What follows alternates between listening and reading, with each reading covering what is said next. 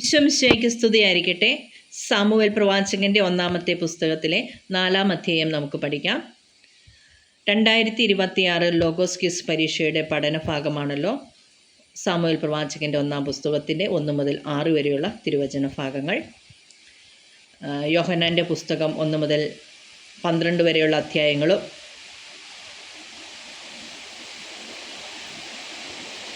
Samuel പ്രവാചകൻ്റെ പുസ്തകം 1 മുതൽ 3 വരെയുള്ള അധ്യായങ്ങളും ഗലാത്യക്കാർക്ക് എഴുതിയ ലേഖനം, വിശുദ്ധ പൗലോസിലെ ഗലാത്യക്കാർക്ക് എഴുതിയ ലേഖനം 1 മുതൽ 6 വരെയുള്ള അധ്യായങ്ങളും ഞാൻ ഓൾറെഡി അപ്ലോഡ് ചെയ്തിട്ടുണ്ട്. ആവശ്യക്കാർക്ക് കേട്ട് പഠിക്കാവുന്നതാണ്. 4-ാം അധ്യായം. സാമുവേലിൻ്റെ വാക്ക്. ഇസ്രായേൽ മുഴുവൻ ആദരിച്ചു. അക്കാലത്ത് ഫിലിസ്ത്യർ ഇസ്രായേലിനെതിരെ യുദ്ധത്തിനു വന്നു. ഇസ്രായേലും അവരെ നേരിടാൻ സന്നദ്ധമായി. ഇസ്രായേൽ എബനേസറിലും ഫിലിസ്ത്യർ അഫക്കിലും പാളയമടിച്ചു. ഫിലിസ്ത്യർ ഇസ്രായേലിനെതിരെ അണിനിരന്നു. യുദ്ധത്തിൽ ഇസ്രായേലിയർ പരാജയപ്പെട്ടു. യുദ്ധക്കളത്തിൽ വച്ചു തന്നെ 4000-ഓളം ആളുകളെ ഫിലിസ്ത്യർ വധിച്ചു. ശേഷിച്ചവർ പാളയത്തിൽ തിരിച്ചെത്തിയപ്പോൾ ഇസ്രായേലിലെ ശ്രേഷ്ഠന്മാർ പറഞ്ഞു, ഫിലിസ്ത്യർ ഇന്നു നമ്മെ പരാജയപ്പെടുത്താൻ എന്തുകൊണ്ട് കർത്താവ് അനുവദിച്ചു? നമുക്ക് ഷീലോയിൽ നിന്ന് കർത്താവിൻ്റെ ഉടമ്പടിയുടെ പേടകം കൊണ്ടുവരാം. അവിടുന്ന് നമ്മുടെ മധ്യേ വന്ന് ശത്രുക്കളിൽ നിന്നും നമ്മെ രക്ഷിക്കും. അങ്ങനെ അവർ ഷീലോയിലേക്ക് ആളയച്ച് കെരൂബുകളുടെ മേൽ എഴുന്നള്ളിയിരിക്കുന്ന സൈന്യങ്ങളുടെ കർത്താവിൻ്റെ ഉടമ്പടിയുടെ പേടകം കൊണ്ടുവന്നു. പേടകത്തോടൊപ്പം ഏലിയുടെ പുത്രന്മാരായ ഹോഫ്നിയും ഫിനഹാസും ഉണ്ടായിരുന്നു. കർത്താവിൻ്റെ ഉടമ്പടിയുടെ പേടകം കൂടാരത്തിലെത്തിയപ്പോൾ ഇസ്രായേൽ മുഴുവൻ ആനന്ദം കൊണ്ട് ആർത്തു വിളിച്ചു. അത് ഭൂമിയിലെങ്ങും പ്രതിധ്വനിച്ചു. വാഗ്ദാന പേടകം നഷ്ടപ്പെടുന്നു. ആ ശബ്ദം ഫിലിസ്ത്യർ കേട്ടു. ഹെബ്രായരുടെ കൂടാരത്തിൽ നിന്ന് പുറപ്പെടുന്ന ഈ ഉഗ്രാട്ടഹാസത്തിൻ്റെ സൂചന എന്തെന്ന് അവർ തിരക്കി. കർത്താവിൻ്റെ പേടകം കൂടാരത്തിലെത്തിയെന്ന് അവർ മനസ്സിലാക്കി. അപ്പോൾ ഫിലിസ്ത്യർ ഭയചകിതരായി. അവർ പറഞ്ഞു, പാളയത്തിൽ ദേവന്മാർ എത്തിയിട്ടുണ്ട്, നമ്മൾ നശിച്ചു. മുൻപൊരിക്കലും ഇതുപോലെ സംഭവിച്ചിട്ടില്ല. ആ ദേവന്മാരുടെ ശക്തിയിൽ നിന്ന് ആര് നമ്മെ രക്ഷിക്കും? മരുഭൂമിയിൽ വെച്ച് നിരവധി ബാധകൾ കൊണ്ട് ഈജിപ്തുകാരെ ഞെരുക്കിയ ദേവന്മാരാണവർ. ഫിലിസ്ത്യരെ, നിങ്ങൾ ധീരതയോടും പൗരുഷത്തോടും കൂടെ യുദ്ധം ചെയ്യുവിൻ, അല്ലെങ്കിൽ ഹെബ്രായർ നമുക്ക് അടിമകളായിരുന്നതുപോലെ നാം അവർക്ക് അടിമകളാകേണ്ടി വരും. അതുകൊണ്ട് പൗരുഷത്തോടെ പൊരുതുവിൻ. ഫിലിസ്ത്യർ യുദ്ധം ചെയ്തു. ഇസ്രായേൽ പരാജയപ്പെട്ട് കൂടാരത്തിലേക്ക് പലായനം ചെയ്തു. വലിയൊരു നരവേട്ട നടന്നു. 30,000 പടയാളികൾ നിലംപതിച്ചു. ദൈവത്തിൻ്റെ പേടകം ശത്രുക്കൾ കൈവശപ്പെടുത്തി. ഏലിയുടെ പുത്രന്മാരായ ഹോഫ്നയും ഫിനഹാസും വധിക്കപ്പെട്ടു.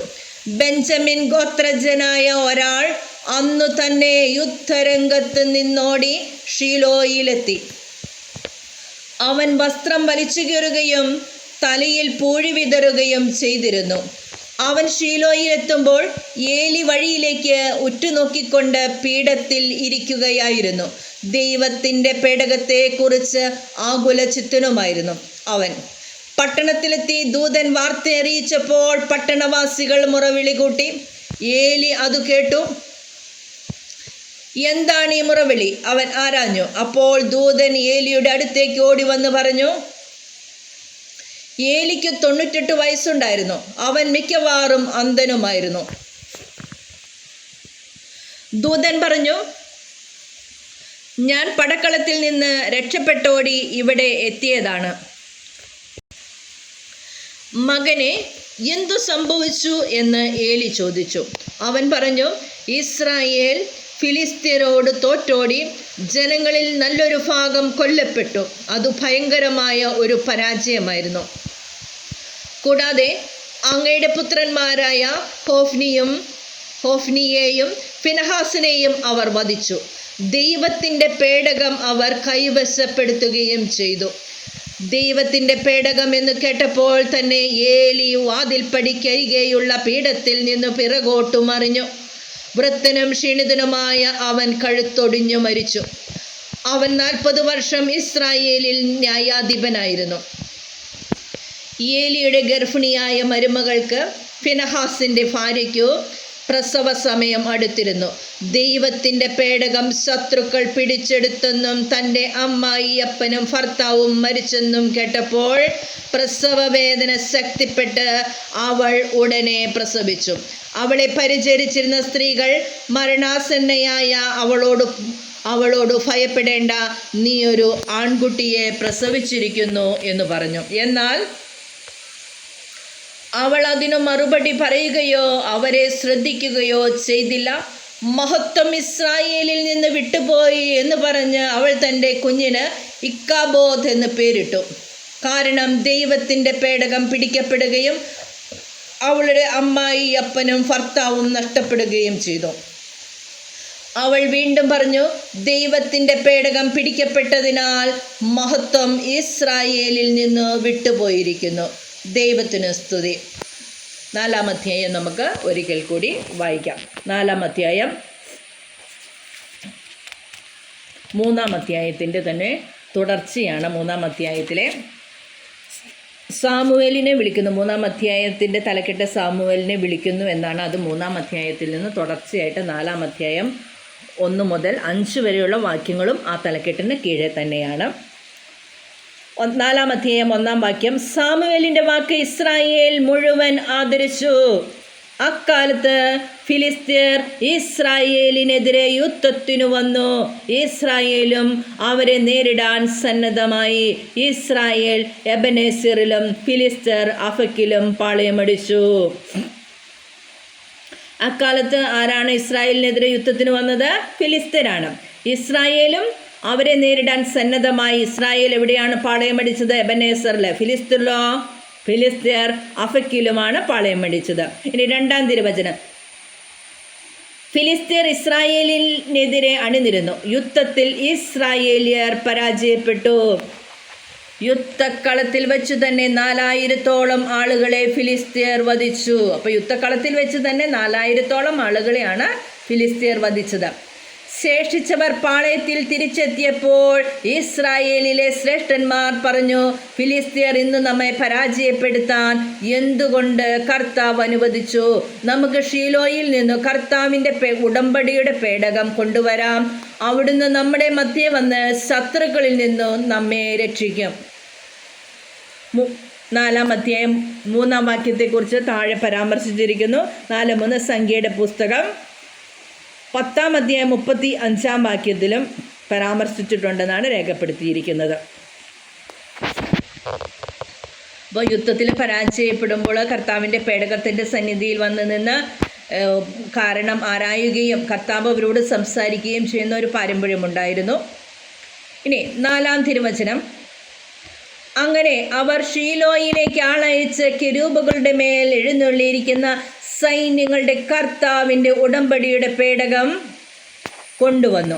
പേടകത്തോടൊപ്പം ഏലിയുടെ പുത്രന്മാരായ ഹോഫ്നിയും ഫിനഹാസും ഉണ്ടായിരുന്നു. 5-ാം തിരുവചനം. 4-ാം തിരുവചനത്തെക്കുറിച്ച് പുറപ്പാടിൻ്റെ പുസ്തകം 25-22 രേഖപ്പെടുത്തിയിട്ടുള്ളതാണ് ഇവരെ പരാമർശിച്ചിരിക്കുന്നത്. 5-ാം തിരുവചനം. കർത്താവിൻ്റെ ഉടമ്പടിയുടെ പേടകം കൂടാരത്തിലെത്തിയപ്പോൾ ഇസ്രായേൽ മുഴുവൻ ആനന്ദം കൊണ്ട് ആർത്തു വിളിച്ചു. അത് ഭൂമിയിലെങ്ങും പ്രതിധ്വനിച്ചു. കർത്താവിൻ്റെ ഉടമ്പടിയുടെ പേടകം കൂടാരത്തിലെത്തിയപ്പോൾ ഇസ്രായേൽ മുഴുവൻ ആനന്ദം കൊണ്ട് ആർത്തു വിളിച്ചു. അപ്പോൾ ഈ ഉടമ്പടിയുടെ പേടകത്തിൽ കർത്താവിൻ്റെ സാന്നിധ്യമുണ്ടെന്നും കർത്താവ് കൂടെയുണ്ടെങ്കിൽ പരാജയപ്പെടുകയില്ല എന്നുമുള്ള വിശ്വാസത്തിൽ നിന്നാണ് ആ ജനം, ഇസ്രായേൽ ജനം മുഴുവൻ ആനന്ദം കൊണ്ട് ആർപ്പ് വിളിച്ചത്. ആ ശബ്ദം ഭൂമിയിലെങ്ങും പ്രതിധ്വനിച്ചു. ഇനിയാണ് അടുത്തത് വാഗ്ദാന പേടകം നഷ്ടപ്പെടുന്നു എന്ന തലക്കെട്ടാണ്. അതിനുശേഷം എന്താ സംഭവിച്ചത്? 6-ാം തിരുവചനം ഇപ്രകാരം പറയുന്നു. ആ ശബ്ദം ഫിലിസ്ത്യർ കേട്ടു. ഹെബ്രായരുടെ കൂടാരത്തിൽ നിന്ന് പുറപ്പെടുന്ന ഈ ഉഗ്രാട്ടഹാസത്തിൻ്റെ സൂചന എന്തെന്ന് അവർ തിരക്കി. കർത്താവിൻ്റെ പേടകം കൂടാരത്തിൽ എത്തിയെന്നവർ മനസ്സിലാക്കി. അപ്പം കർത്താവിൻ്റെ പേടകം കൂടാരത്തിൽ എത്തിയത് കൊണ്ടാണ് ഈ ഹെബ്രായർ ഒന്നിച്ച് ആർത്ത് വിളിക്കുന്നത് എന്ന് മനസ്സിലാക്കിയ ഫിലിസ്ത്യർ. ഇനി 7-ാം തിരുവചനം. അപ്പോൾ ഫിലിസ്ത്യർ ഭയചകിതരായി. അവർ പറഞ്ഞു, പാളയത്തിൽ ദേവന്മാർ എത്തിയിട്ടുണ്ട്, നമ്മൾ നശിച്ചു, മുൻപൊരിക്കലും ഇതുപോലെ സംഭവിച്ചിട്ടില്ല. അപ്പോൾ ഹെബ്രായരുടെ കൂടെ കർത്താവ് ഉണ്ടെങ്കിൽ അവരെ ആർക്കും പരാജയപ്പെടുത്താൻ സാധിക്കുകയില്ല എന്നുള്ളത് ഫിലിസ്ത്യരും മനസ്സിലാക്കിയിരുന്നു. അതുകൊണ്ടാണ് ഫിലിസ്ത്യർ ഭയചകിതരായി. അവർ പറഞ്ഞു, പാളയത്തിൽ ദേവന്മാർ എത്തിയിട്ടുണ്ട്, നമ്മൾ നശിച്ചു, മുൻപൊരിക്കലും ഇതുപോലെ സംഭവിച്ചിട്ടില്ല. ഇനി 8-ാം തിരുവചനം. ആ ദേവന്മാരുടെ ശക്തിയിൽ നിന്ന് ആര് നമ്മെ രക്ഷിക്കും? മരുഭൂമിയിൽ വെച്ച് നിരവധി ബാധകൾ കൊണ്ട് ഈജിപ്തുകാരെ ഞെരുക്കിയ ദേവന്മാരാണവർ. 9-ാം തിരുവചനം. ഫിലിസ്ത്യരെ, നിങ്ങൾ ധീരതയോടും പൗരുഷത്തോടും കൂടെ യുദ്ധം ചെയ്യുവിൻ, അല്ലെങ്കിൽ ഹെബ്രായർ നമുക്ക് അടിമകളായിരുന്നതുപോലെ നാം അവർക്ക് അടിമകളാകേണ്ടി വരും. അതുകൊണ്ട് പൗരുഷത്തോടെ പൊരുതുവിൻ. 10-ാം തിരുവചനം. ഫിലിസ്ത്യർ യുദ്ധം ചെയ്തു. ഇസ്രായേൽ പരാജയപ്പെട്ട് കൂടാരത്തിലേക്ക് പലായനം ചെയ്തു. വലിയൊരു നരവേട്ട നടന്നു. 30,000 പടയാളികൾ നിലംപതിച്ചു. ഇവിടെ 30,000 പടയാളികളാണ് നിലംപതിച്ചത്. ഇനി 11. ദൈവത്തിൻ്റെ പേടകം ശത്രുക്കൾ കൈവശപ്പെടുത്തി. ഏലിയുടെ പുത്രന്മാരായ ഹോഫ്നിയും ഫിനഹാസും വധിക്കപ്പെട്ടു. 12-ാം തിരുവചനം. ബെഞ്ചമിൻ ഗോത്രജനായ ഒരാൾ അന്നു തന്നെ യുക്തരംഗത്ത് നിന്നോടി ഷീലോയിലെത്തി. അവൻ വസ്ത്രം വലിച്ചു കീറുകയും തലയിൽ പൂഴി വിതറുകയും ചെയ്തിരുന്നു. 13-ാം തിരുവചനം. അവൻ ഷീലോയിലെത്തുമ്പോൾ ഏലി വഴിയിലേക്ക് ഉറ്റുനോക്കിക്കൊണ്ട് പീഠത്തിലിരിക്കുകയായിരുന്നു. ദൈവത്തിൻ്റെ പേടകത്തെക്കുറിച്ച് ആകുലചിത്തനുമായിരുന്നു അവൻ. പട്ടണത്തിലെത്തി ദൂതൻ വാർത്ത അറിയിച്ചപ്പോൾ പട്ടണവാസികൾ മുറവിളി കൂട്ടി. അപ്പോൾ കർത്താവിൻ്റെ ഉടമ്പടിയുടെ പേടകം ശത്രുക്കൾ പിടിച്ചെടുത്തു, അനേകരെ വധിച്ചു എന്നറിഞ്ഞപ്പോൾ പട്ടണവാസികൾ മുറവിളി കൂട്ടി ഉറക്കെ കരഞ്ഞു. 14-ാം തിരുവചനം. ഏലി അത് കേട്ടു. പട്ടണവാസികളുടെ മുറവിളി. ഏലി കേട്ടത് എന്താണ്? പട്ടണവാസികളുടെ മുറവിളിയാണ് കേട്ടത്. എന്താണ് ഈ മുറവിളി? അവൻ ആരാഞ്ഞു. അപ്പോൾ ദൂതൻ ഏലിയുടെ അടുത്തേക്ക് ഓടി വന്ന് പറഞ്ഞു, ഏലിക്ക് 98 വയസ്സുണ്ടായിരുന്നു, അവൻ മിക്കവാറും അന്ധനുമായിരുന്നു. 15-ാം തിരുവചനമാണ്. ഏലിക്ക് 98 വയസ്സുണ്ടായിരുന്നു, അവൻ മിക്കവാറും അന്ധനുമായിരുന്നു. 16-ാം തിരുവചനം. ദൂതൻ പറഞ്ഞു, ഞാൻ പടക്കളത്തിൽ നിന്ന് രക്ഷപ്പെട്ടോടി ഇവിടെ എത്തിയതാണ്. മകനെ, എന്തു സംഭവിച്ചു എന്ന് ഏലി ചോദിച്ചു. 17-ാം തിരുവചനം. അവൻ പറഞ്ഞു, ഇസ്രായേൽ ഫിലിസ്ത്യരോട് തോറ്റോടി ജനങ്ങളിൽ നല്ലൊരു ഭാഗം കൊല്ലപ്പെട്ടു. അത് ഭയങ്കരമായ ഒരു പരാജയമായിരുന്നു. കൂടാതെ അങ്ങയുടെ പുത്രന്മാരായ ഹോഫ്നിയെയും ഫിനഹാസിനെയും അവർ വധിച്ചു. ദൈവത്തിൻ്റെ പേടകം അവർ കൈവശപ്പെടുത്തുകയും ചെയ്തു. 17-ാം തിരുവചനം. അവൻ പറഞ്ഞു, ഇസ്രായേൽ ഫിലിസ്ത്യരോട് തോറ്റോടി ജനങ്ങളിൽ നല്ലൊരു ഭാഗം കൊല്ലപ്പെട്ടു. അത് ഭയങ്കരമായ ഒരു പരാജയമായിരുന്നു.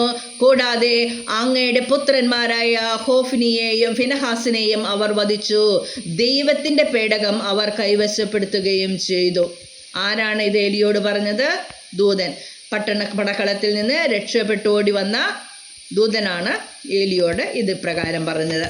ഇനി 18-ാം തിരുവചനം. ദൈവത്തിൻ്റെ പേടകം എന്ന് കേട്ടപ്പോൾ തന്നെ ഏലി വാതിൽ പടിക്കരികെയുള്ള പീഠത്തിൽ നിന്ന് പിറകോട്ടു മറിഞ്ഞു.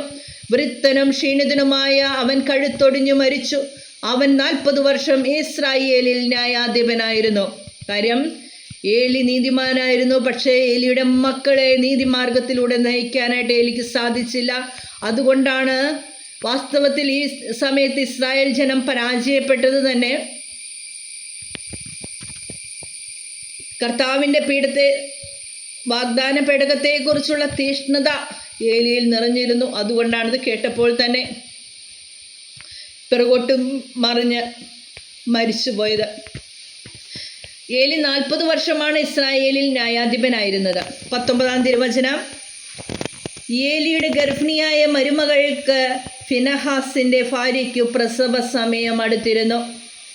ആരുടെ ഭാര്യയാണ്? ഫിനഹാസ്. ഏലിയുടെ മരുമകൾ ഫിനെഹാസിന്റെ ഭാര്യയ്ക്ക് പ്രസവ സമയം അടുത്തിരുന്നു. ദൈവത്തിന്റെ പേടകം ശത്രുക്കൾ പിടിച്ചെടുത്തെന്നും തൻ്റെ അമ്മായി അപ്പനും ഭർത്താവും മരിച്ചെന്നും കേട്ടപ്പോൾ പ്രസവ വേദന ശക്തിപ്പെട്ട് അവൾ ഉടനെ പ്രസവിച്ചു. 20-ാം തിരുവചനം. അവളെ പരിചരിച്ചിരുന്ന സ്ത്രീകൾ മരണാസന്നയായി അവളോട് ഭയപ്പെടേണ്ട, നീയൊരു ആൺകുട്ടിയെ പ്രസവിച്ചിരിക്കുന്നു എന്ന് പറഞ്ഞു. എന്നാൽ അവൾ അതിന് മറുപടി പറയുകയോ അവരെ ശ്രദ്ധിക്കുകയോ ചെയ്തില്ല. 21-ാം തിരുവചനം. മഹത്വം ഇസ്രായേലിൽ നിന്ന് വിട്ടുപോയി എന്ന് പറഞ്ഞ് അവൾ തൻ്റെ കുഞ്ഞിന് ഇക്കാബോദ് എന്ന് പേരിട്ടു. കാരണം ദൈവത്തിൻ്റെ പേടകം പിടിക്കപ്പെടുകയും അവളുടെ അമ്മായി അപ്പനും ഭർത്താവും നഷ്ടപ്പെടുകയും ചെയ്തു. ഇക്കാബോദ് 4:21 ഇക്കാബോദ് എന്ന വാക്കിൻ്റെ അർത്ഥം മഹത്വമില്ല എന്നാണ്. ഇക്കാബോദ് എന്ന വാക്കിൻ്റെ അർത്ഥം മഹത്വമില്ല എന്നാണ് താഴെ രേഖപ്പെടുത്തിയിരിക്കുന്നത്.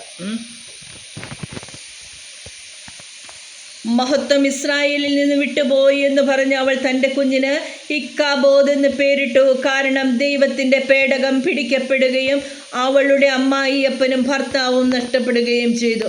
22-ാം തിരുവചനം.